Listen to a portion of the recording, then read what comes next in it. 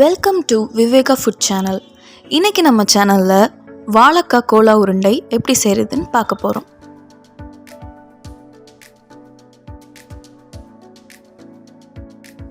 வாழைக்காவை 2 பீஸாக வெட்டி எடுத்துக்கலாம். ஒரு பேனில் தண்ணி ஊற்றி வாழைக்காவை நல்லா அவிச்சு எடுத்துக்கலாம். 10லேருந்து ஒரு 15 நிமிஷம் ஆகும். வாழைக்காய் நல்லா வெந்ததுக்கப்புறம் வாழைக்காயோட தோலை எடுத்துட்டு அதை நம்ம சின்ன சின்ன பீசஸாக கட் பண்ணிட்டு அதை நம்ம மிக்ஸி ஜாரில் சேர்த்துக்க போகிறோம். ஒரு பச்சை மிளகா, ஒரு சின்ன துண்டு பட்டை,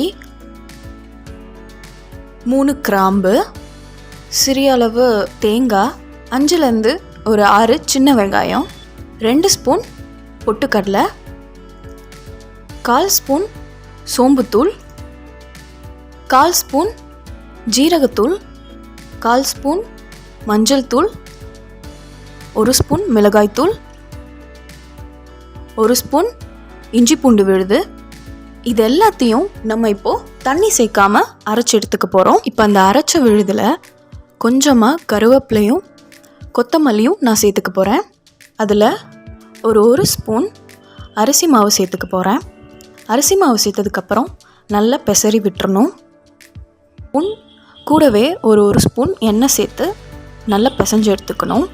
அதுக்கப்புறம் கையில் எண்ணெய் தடவிக்கிட்டு இந்த மாவை இப்போ நம்ம சின்ன சின்ன உருண்டைகளாக உருட்டிக்க போகிறோம். ஒரு கடாயில் எண்ணெய் வச்சுட்டு எண்ணெய் நல்லா காஞ்சோடனே நம்ம உருட்டி வச்சுருந்த உருண்டைங்களை அதில் போட்டு நம்ம பொரிச்சு எடுத்துக்க போகிறோம்.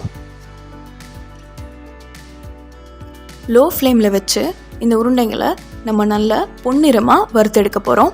இப்போ பாருங்கள், இந்த வாழைக்காய் கோலா உருண்டை தயாராகிடுச்சு. இது ரொம்ப டேஸ்டி அண்ட் ஹெல்த்தியான ஒரு டிஷ்ஷு.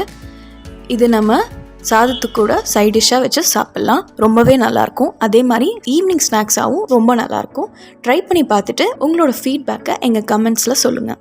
இந்த மாதிரி சிம்பிள் அண்ட் ஹெல்தியான ரெசிபிஸ் பார்க்கணுன்னா please subscribe to our channel and please follow us on Instagram and Facebook as well. Thank you.